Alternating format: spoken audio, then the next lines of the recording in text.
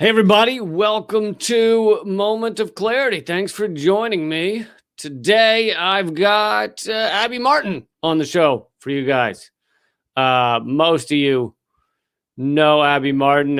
Excuse me while I check to see if we're going live on Rockfin as well. By the way, my Rockfin channel is, that's rockfin.com/Lee Camp.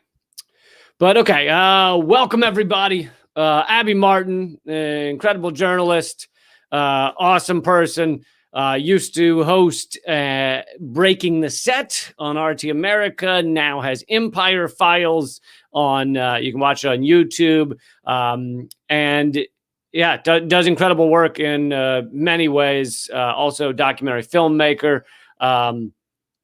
And I'm going to be chatting with her in just a few minutes. So please take a second to share this. Feel free to put any questions you have for Abby in the comment section. I might get to one or two. Not sure about how much time we'll have, but give it a try. Why not? Why the fuck not leave a comment for Abby Martin, the one and only? But yeah, let's. We're going to dig into to Biden's picks on foreign policy. What are the signs he's showing, his administration is showing, as to whether they'll be doing anything different than the Trump administration? We know what the mainstream media says. We know what the corporate media will tell you, that Biden, oh my God, what a breath of fresh air. He is. His administration is just completely different than the Trump administration. It is bringing the adults back in the room, right? That's what they'll tell you. Finally, the adults are in control again. And that's interesting because I would argue that that people killing tens of thousands, mainly innocent civilians, I would argue that's not an adult behavior. That's not adulting. And that goes for both Biden and Trump.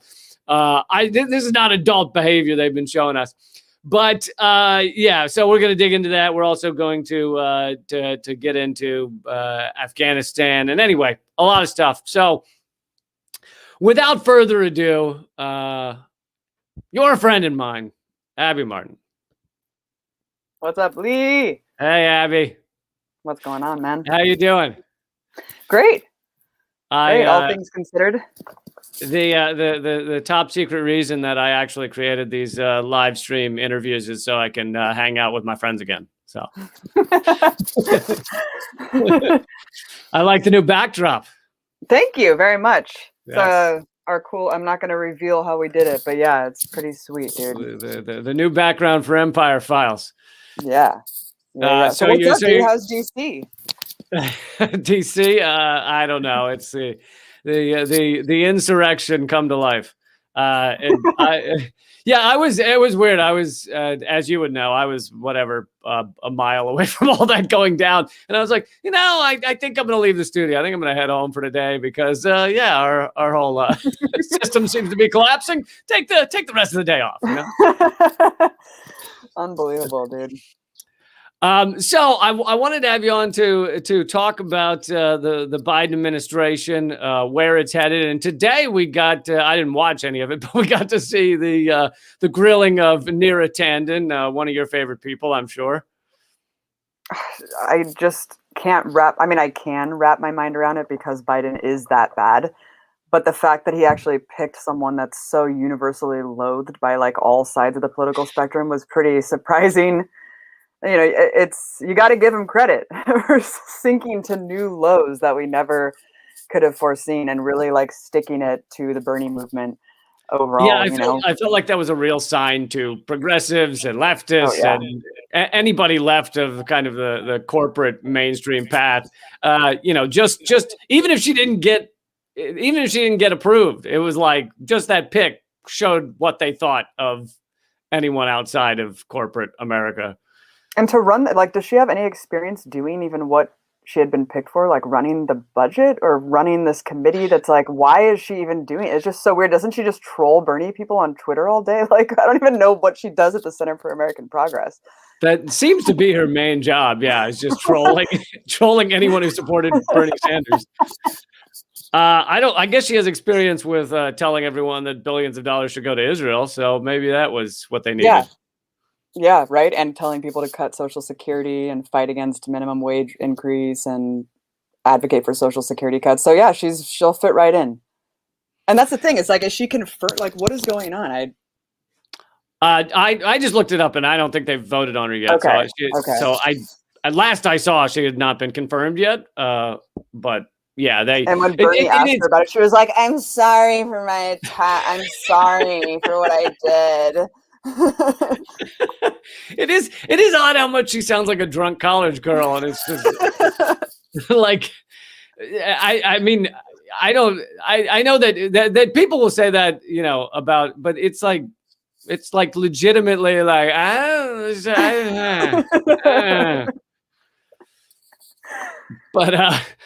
but yeah, so there's that horrible pick. But let's get into, you did a video recently on Biden's foreign policy team, or at least the team he wants. And if you watch the mainstream media, apparently this is completely different than what went on with the Trump administration, and now the adults are in the room. So tell us how good these adults are in the room.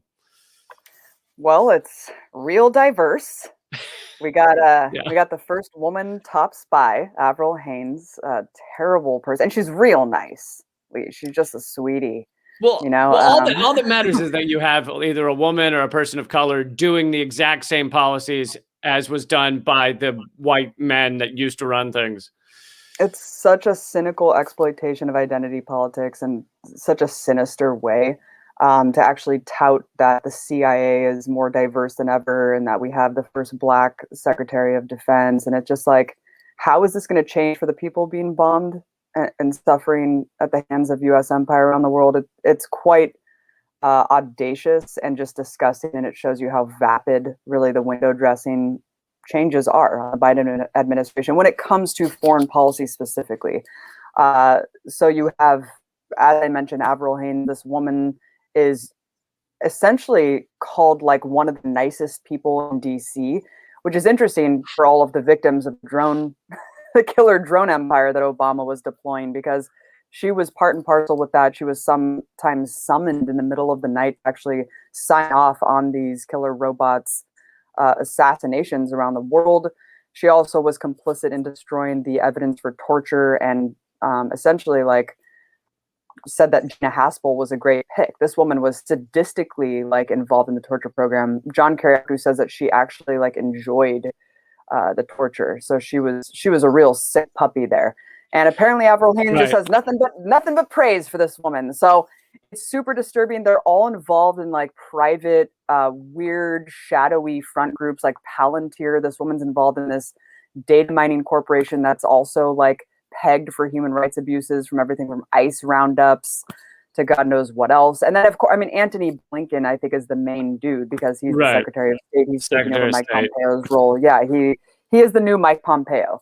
Other than the religious zealotry, he's kind of the same dude, except with much gentler, language. When it really, you can break down any single country, including Iran. He has been nothing but a failure on Iran, which we were all very optimistic of this change in diplomacy on Iran.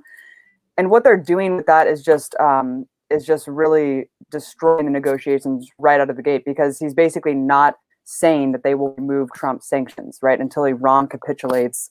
And that's the same with Venezuela. It's like, and he said that they said Iran was weeks away from having a nuclear bomb, which is like standard like Netanyahu bullshit that is designed to just keep sanctioning Iran. It's insane, Lee. Antony Blinken was responsible for like Biden's disastrous push for the Iraq war too, because he was his closest advisor when Biden was lobbying all Democrats to push for the Iraq war, which no one talks about. It's like, that's a horrible move, right? Everyone needs to apologize for their role in that, including Biden himself. And the fact that Antony Blinken is now like handpicked to now run foreign policy.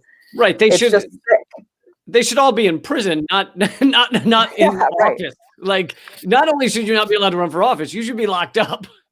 You should be locked up. Lock him up. Lock them all up. But yeah, the Venezuela stuff is just atrocious. I mean, literally telling Marco Rubio, like, I can't wait to work with you.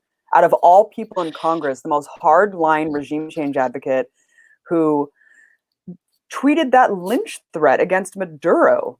during the regime change efforts in 2020. Remember, he tweeted that Yeah. Gaddafi photo of Gaddafi being lynched and basically had an open death threat to an elected leader of another country. And this is the guy that Anthony Blinken's like, you know what? Really stoked, man. Like, we're going to do some great things together. Yeah, no, there's absolutely no difference between the two parties on Venezuela, No. and now we're seeing Iran as well. But with Venezuela, that was one of my favorite parts of that was that during Trump's last State of the Union, where he acknowledged Guaido as who was in the audience there, sitting on the stairs or whatever, because they couldn't find him a chair. It was the only time Nancy Pelosi gave a standing ovation during the entire speech. That was her moment. She was like, yes, fake president of Venezuela for a U.S.-backed coup. Well, what's crazy is Juan Guaido doesn't even have a legislative position anymore. You know, formerly he was like part of the National Assembly, so there was some sort of facade of like you have some sort of role in politics in Venezuela. Now he's just some dude who like is hated. You know, like there's like mobs of people want to beat him up if they see him on the street. He's like the Steven Crowder meme where he's just at that empty booth being like, "I'm the president of Venezuela, prove me wrong." Like, I mean, it's just so weird. It's so weird that this would be the first thing where they're like, we still recognize this random dude who has no legitimacy whatsoever. Yeah, and also with Ecuador this past week, as they were voting for the socialists arouse. Before that, Lenin Moreno was in D.C. meeting with the Biden administration, like basically, how can we suppress the vote? Yeah, how can we suppress the vote? Probably coup plots lined up, you know, similarly to like what happened in Bolivia. You probably have all the voting irregularities ready to be rolled out on corporate media talking about how the vote's not fair and we need a recount and, you know, this guy can't be trusted. And it's just the same script over and over again. And I just hope that you know, it's a resounding victory. And I think it will be based on what we've seen so far. And it's just unbelievable that this is happening yet again. And Lenin Moreno is such a goddamn sellout, what he did to that country and what he did to Correa's legacy. It's just a disgrace. And of course, Assange. I mean, it's just a complete disgrace. He should be mortified for what a failure he is and what a U.S. puppet he is. What a pathetic little puppet. I noticed we have Medea Benjamin here, as well as Mickey Huff. Glad they joined us. Oh, nice. Awesome. Yeah, you mentioned Assange. That's another area where we're not seeing a lot of difference between the two administrations. Obama, despite obviously persecuting Assange, chose not to indict him under espionage charges because they were afraid of the precedent that would set against publishing and speech. Trump administration then does indict him, in these ridiculous charges. But now we know the British courts have ruled he can't be extradited, and yet the Biden administration continues to appeal. That's what you've seen a lot of instances in terms of Biden adopting now what Trump did, is that Biden comes into office just saying return to normalcy, return to the era that gave us Trump. But instead, he's just saying, let's just not do anything to actually change what Trump was doing. Like, Trump took us to a new level. You know, the DOJ prosecution going after press specifically, not just whistleblowers, but actual press. That is a pretty harrowing leap, an assault on free press. And Biden is just like, no, we're just going to go along to get along with whatever Trump was doing. This fascist maneuver, that's a severe assault on the First Amendment. And then in terms of Trump's foreign policy, we already know that the Democrats lined up behind all of the worst war crimes and in fact pushed Trump from the right a lot of times when it came to diplomacy and bombing. But when it comes to Trump's like drone empire, the fact that he increased drones 300%, doubled civilian casualties with an increase in bombing around the world, Biden's team is inheriting this with no discussion about reining this back at all. And of course, Trump made it much less transparent, told the Pentagon to take the gloves off. It's actually hard to find accounting for the casualties that are happening right now under America's drones and bombing campaigns. So right, I think that is super disturbing. Yeah, well, wasn't the last year that they revealed the number of munitions dropped? I think it was 2017. So it was after Trump's first full year, and it was like 40,000 in a year. Obama's final year, it was 26,000. Both of those numbers are fucking insane. So it did increase under Trump, but under both Obama and Trump, it's an insane number of bombs being dropped. I think it averages out to like one every 12 minutes. And assuming they've kind of kept on that path without any large changes, I mean, that's still going on now. Yeah, and it just increases and increases, and Biden's team is not talking about dropping that, as well as the sanctions. I mean, the sanctions were genocidal. We already know what they did to kill tens of thousands in Venezuela. For the first time in Iran, children are facing malnutrition in decades. 800 plus sanctions on Iran. And to reinstate this, or renegotiate rather, this nuclear deal, the sanctions need to go, right? Iran isn't who ruined the deal. Iran isn't who ripped up the deal. Iran was complying with the deal. The US is what ripped up the deal. And then they implemented all these genocidal sanctions, as well as just constant military maneuvers and threats. And of course, the assassinations against not only Soleimani, but Fakhrizadeh, the nuclear scientist. All of these things need to be apologized for, accounted for, right? There needs to be some sort of accountability and responsibility on behalf of Biden if he wants Iran to act accordingly. You know, we can't just constantly warmonger and threaten another country and tear up all diplomacy and then just say, no, you need to capitulate. No, that's not the way this works. Biden. That's not how any deal contract works. You know, we're the ones that left it. Iran stuck with it for a long time. And despite the fact that the U.S. had pulled out. And you mentioned the scientists being killed. You know, these are Israeli assassinations, but with U.S. help, it seems. Mm-hmm. And it's like, how is that not considered terrorism? Like, you're literally assassinating scientists. How is that not terrorism? I mean, it is terrorism. It's state-sponsored terrorism, but we already know that the world's biggest terrorist force is the U.S. and the Pentagon and the war machine. And of course, we don't call ourselves terrorists. It's only the people who are fighting back under, you know, the drones that we drop and the bombs that we drop. That's the only terrorism that really exists in the country. It's never the state of Israel or the powerful, you know, Gulf monarchies that are committing genocide in Yemen. No, that's not terrorism. That's just defense. Which brings us to like Biden's kind of, you know, promise to end the offensive operations in Yemen. There are so many holes with this declaration that leaves just glaring Grand Canyon-sized caveats that are very, very troublesome. Yeah, like the blockades, for one. We don't know if they're going to continue the blockades because that's not offensive measures or whatever, but those seem to be the thing that are causing the most harm in Yemen. And then if you're going to, I think I said this yesterday, but if you're going to keep selling arms to Saudi Arabia while not helping with offensive measures, that's just like if you had a friend who's murdering a bunch of people and you're like, I don't support this anymore, but I'll keep giving you guns. Right. Yeah. Right. Just know that I'm on record. I changed my mind, but here, do with them as you will. It's like, are they going to be tracking all of the weapons that they send Saudi under the auspice of now being defensive measures? And also, we can't forget that we are still bombing Yemen. We, the United States government, is bombing Yemen to fight the ubiquitous threat of Al-Qaeda, the AQAP, Al-Qaeda in the Arabian Peninsula. And that is not going to stop. So how much is that exacerbating the war? How much support are we going to give to the naval blockade that is causing 80% of the 30 million Yemenis to starve? That is the largest problem right now, is a humanitarian disaster caused by the imposed blockade. That's an artificial, man-made blockade on behalf of Saudi Arabia.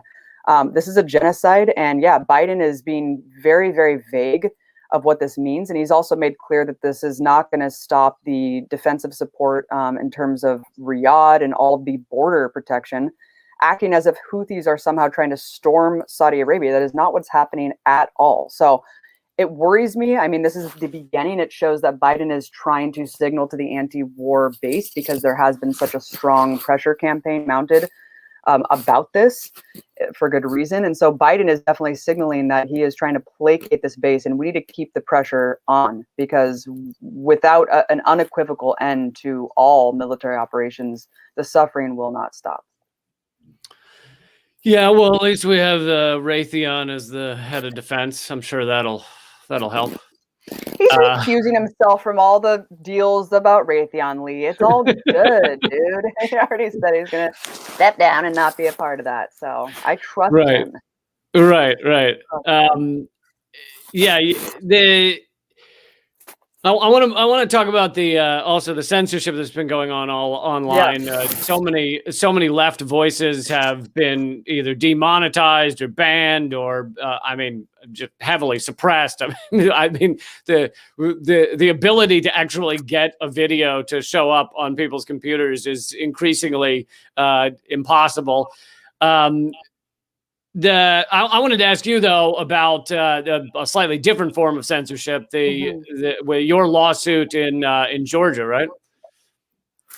Yes, I Going? decided it is still going. We are waiting for a response from Georgia because COVID slowed everything down, and so the politicians are deciding, what to do. The city, they've had several meetings. At one of the meetings, they actually brought an Israeli legislature official to the meeting to talk about how Israel wanted to pass the bill, and now they're trying to get them to change the bill to up the cap. So it basically renders my case irrelevant, like really openly interfering with our political system, right? Like bringing a foreign government agent here in our political sphere and being like, this guy from Israel wanted us to do this. So what do you guys think? Like, should we do it or not? Yeah, that's who you need to consult first, whether Israel will allow us to do things in the state of Georgia. To give people background, you were supposed to give a speech, and Georgia had begun insisting that speakers sign something saying they will never support BDS, boycott, divest, and sanction, efforts against Israel. Will never say anything negative about Israel. Do I have that right? Yeah, so basically 28 states, and maybe even more at this point, because they're constantly lobbying state legislatures to pass these locally. So it's hard to keep up because the lobby is so strong and successful at this. But 28 states at least have passed measures that mandate state contractors. So let's say that you're going to Georgia and you're a construction worker and you sign an independent contractor clause to work construction for 3 months. In that independent contractor clause, there will be, or in the contract rather, there will be a clause that says you cannot now or ever boycott the state of Israel. You cannot participate in political boycotts against the state of Israel. Fascinating stuff. I was given this contract because I was an independent contractor going to give a keynote speech at a media literacy conference, ironically enough, something that's supposed to be about free speech on a college campus. And I was given this contract, and of course I read the clause and I was startled. I said, oh my God, as someone who's actually a pro-Palestine activist, who's made a documentary about the plight of Palestinians, of course I cannot sign this. This is not only a violation of my First Amendment free speech rights, but it's also a violation of my right to political boycotts, which was protected from the Supreme Court, from the Montgomery bus boycotts in the civil rights era. So this is something that's enshrined in the U.S. Constitution, and it is just such a flagrant violation of our constitutional rights that in order to work in certain states in the country, that we have to actually forfeit our constitutional rights and civil liberties. So I refused to sign this, and then the whole conference fell apart. And it was actually going to be a part of Project Censored's conference, and my colleagues just said, I don't feel comfortable being a part of this if Abby can't do it anymore. And so everything fell apart, and what ended up happening is I ended up suing Georgia over this law, because unless we actually it's insane. It's insane, right? And people, I think the vast majority of people, even if you don't agree with politically boycotting Israel, you agree with the First Amendment, and you agree that this is an unconstitutional law and that it should be thrown out of the books because it is so obvious, right? And so we need to I can't picture a version of this. Sorry, I can't picture a version of this that I would ever support. Like, even if it were like, hey, just sign this thing saying you will never say something racist. It's like, I'm opposed to people saying racist things, but I don't expect that you should have to sign something saying you'd never say it. Like, to me, that's still an invasion of our rights, even though I'm opposed to the thing. Like, right. No, of course. Right. It's something that's so extreme. And also what's extreme about it is that you could boycott products in Georgia. You could boycott the United States government, but it's asking you to not boycott a foreign country on behalf of being able to work like as a citizen. It's pretty out there, man. It's pretty wild stuff that Israel's been able to do this. And what's funny is after I filed my lawsuit against Georgia to try to challenge this law, Netanyahu's office tweeted, like, we will go after anyone who boycotts us. Like, we have worked really hard. I'm paraphrasing him, but we've worked really hard to like pass these laws in the States. It's just like, again, you're admitting to direct foreign interference.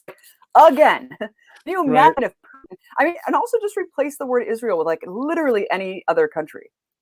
It would just be completely beyond the realm of possibility, like Saudi Arabia, you know, anything.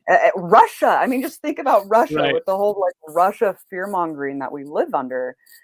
I mean, just imagine if that was a contract. It would be like the biggest story in the world. But it's not even given a second thought because Israel's considered just like part of the United States, I guess. It's just very strange. So hopefully, I mean, other people have challenged these laws and won. And so hopefully, because the verdicts have actually been different state by state, hopefully this eventually goes to the Supreme Court and we get it knocked down once and for all, Lee.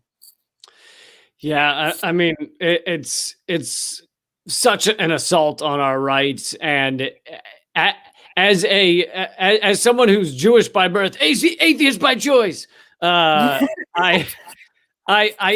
like this kind of shit actually increases anti-Semitism. It doesn't actually decrease it because by calling every criticism of a country of a incredibly belligerent war power, by calling every criticism anti-Semitism, when there's real anti-Semitism, you've already like diluted the actual ability to be shocked. You're basically saying everything's anti-Semitism. So then it actually decreases the ability to call out anti-Semitism when it's real. And so I mean, it's upsetting on so many levels. It really is. And you see that pro-Palestine speech is actually the most policed and persecuted speech in the entire country. So all of this bemoaning from conservatives is mainly about like cancel culture and free speech rights for Milo Yiannopoulos and these other public speakers on college campuses. It's like, what about this? Like Palestinians and Palestinian human rights figures and organizations, BDS specifically, have been completely criminalized. And, you know, Trump, of course, also made this a really big point of contention where he essentially said, like, this is equatable to anti-Semitism, and essentially alluded to the fact that these people are going to be able to their livelihoods will be threatened if they continue to participate in Palestinian activism on campus. So it's a really, really ugly thing that's going on, and not enough people are talking about it because it really is the biggest free speech battle going on in the courts right now. And I'd like to show people one reason why people aren't talking about it. Medea mentioned this in the comment section as well. There's a journalist at he was at The Guardian, who was Nathan Robinson, who just published an article in Current Affairs about how he was fired from The Guardian as a columnist for one tweet. He has no other articles about Israel or Palestine. He does not speak on it. He wrote one tweet, which let's see, here it is. Did you know, he wrote, did you know that the U.S. Congress is not actually permitted to authorize any new spending unless a portion of it is directed toward buying weapons for Israel? It's the law. Now, he meant that as a joke. Right, and just in case someone didn't get it, he added to that tweet, or if not actually the written law, then so ingrained in political custom as to functionally be indistinguishable from law. And for that, he was fired from his regular spot as a Guardian columnist. And explicitly so. Like they told him, like, this is why you're being fired. So it was pretty straightforward. Lee, we know that this is a third rail issue. I mean, this is why RT was such an important space, or is such an important space, to get out stories about Palestine. This is why Palestinians were very grateful for the coverage that RT gave their voices, because very, very few news outlets will be daring enough to talk about Israel in the way that it needs to be talked about, to hold Israel to account, It is a straight up third rail issue that the vast majority of corporate news journalists will not touch because they do not want to lose their jobs. And they know that they can. And this is a perfect example of someone who simply just wrote a tweet, didn't even try to push to publish an article and, challenged his editor and whatever and got it pulled. This is just someone who just made an off the cuff tweet about our recent COVID package, which actually included, I think, like $500 million for Israel, because of course, why not? Why not subsidize them a little bit more? He got fired. And the Guardian, which is actually supposed to be like a liberal, like a progressive newspaper. Yeah. Well, they it seems they were somehow captured a few years ago when they stopped doing adversarial reporting on Israel, on big oil, etc. But I think you shot a little low there. I think it was like $3 billion for Israel. In the recent COVID. Oh my God, yeah. That's amazing. Oh, you know what I'm thinking of? I'm sorry, I'm thinking of the Venezuelan opposition. They threw a couple $100 million to Guaido's puppet brigade. Yeah. Well, the Bay of Piglets was short on funds. They were running low on funds. But yes, the Guardian has been it seems increasingly captured, and they now are doing this. And someone else also mentioned Mark Lamont Hill, also fired for basically just saying that Palestinians should be free. Fired from, I think, CNN. And really quickly, I heard recently a clip on NPR of the host actually going back on a segment and clarifying that Palestine isn't a country. And he was like, I referred to Palestine as Palestine. And he was like, and I meant to just say the occupied territories or whatever. And he actually had to apologize for literally saying the word Palestine, because technically it doesn't exist according to Israel's worldview. So really fascinating stuff.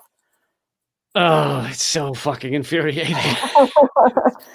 Yes, it is. You know what else is infuriating? The fact that 18,000 private contractors are in Afghanistan. Who knew? I was going to get to that next. Yes, I was going to get to that next. I wanted to ask you about your latest segment on Afghanistan. We're told there's only a few thousand troops left, and basically it's peace. It's just peace with a few thousand troops. That's it.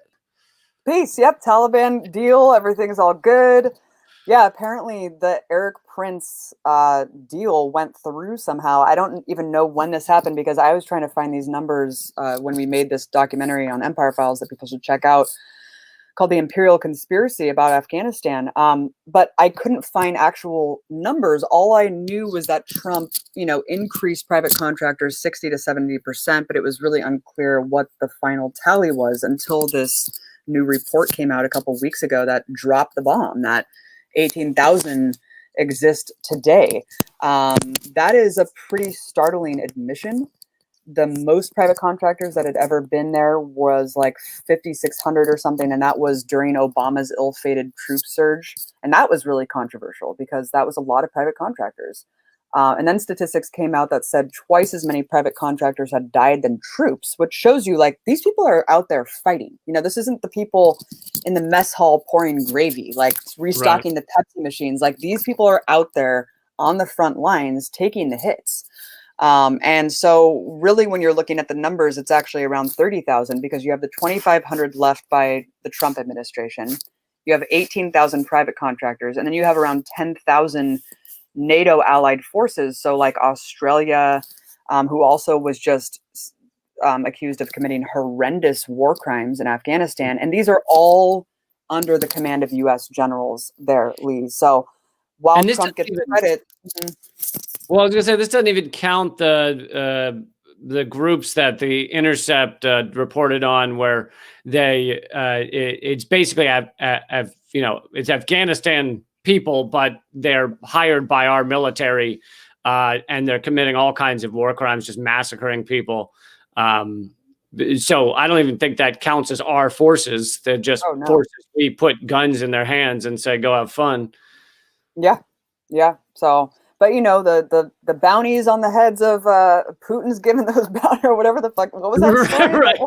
The bounty story. It was pain Afghan people to kill U.S. soldiers and like giving them bounties. It's like, this makes absolutely no sense, but okay. And then it came out, it was like from one guy and it was just repeated all over corporate media. And then it came out where the guy was just like, actually, like, there's no proof for this. It was like, okay, great. Thanks for the story. And yet it continues to be referenced like by Biden in speeches regularly. Yeah. Like it was like headline news on CNN for a week. It was just like, what are we going to do? Like, about the bounties. It's like, this is a fake story. and despite the fact it was anonymous sources, no evidence, no proof, they couldn't show any funds changing hands. Rachel Maddow still put up a screen of soldiers she said had been killed from the bounties. And I was like, what the fuck is that? What? Are you serious? Yeah, it was just random dead US soldiers, but she was like, this is who's being killed. I was like, no, it's not. But that is, wow, man. Crazy times we're living in. Yeah. And then the U.S. Central Command, the head of U.S. Central Command just said, like, the threat of a nuclear war is like a very real possibility because of now Biden's repositioning with Russia and China. It's like, oh, well, great. Yeah, fantastic. That won't have any, blowback. Nuclear war is just, it's fine. It's good for us, bad for others. But good for business. It's just unreal, dude. Well, Abby, I don't want to take your whole evening, so I really do appreciate you being here, joining me on this, and everybody's clearly excited to see you. Although I'm sure they also seem to be fans of Empire Files. So, is that still the best place to find your stuff? Just look up. It's still up, man. I mean, talking about censorship, we have been. We're not even trying to advertise because we know that it would just get demonetized, and so all of our stuff is a lot of it's like age restricted already, that you have to sign in, prove your age to watch anything on Palestine that we've done. It's been flagged by so many people. So while it still exists on YouTube, please watch it there. But more importantly, sign up to our mailing list, because we got to go back to the grassroots, baby. We got to go back to mailing lists to try to build, networks outside of the big tech, because they're not going to stop, and it's just going to get worse and crack down on anyone who's contradicting the corporate, capitalism and U.S. empire. So we got to build outside of that league. Thank you so much for having me on. Anytime, I'd love to come back. Wait, how do they find your mailing list? Oh my God, sorry. On the empirefiles.tv or mediaroots.org. Okay. Thanks again, Abby. Hope to see you soon. Thanks, Lee. Later. Thank you guys so much for joining us. That was Abby Martin. I hope you liked it. Yesterday I had on Judah Friedlander, the comedian, him from 30 Rock and a bunch of other things. If you want to see that one, head on over to youtube.com/moment of clarity. It's also on rockfin.com/Lee Camp. And please do click subscribe. Please share these. I do these every single weekday, except sometimes. And they're at leecamp.com. So even if you don't get the alerts about a new one, just head over to leecamp.com and you can watch the latest one. I can't appreciate your support enough. Keep fighting.